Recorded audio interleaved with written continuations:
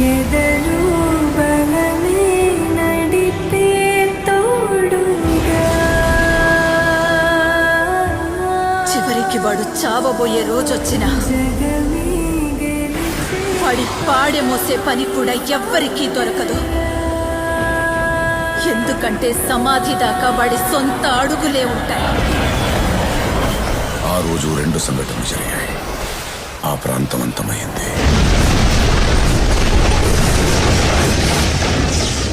వాడు కూడా.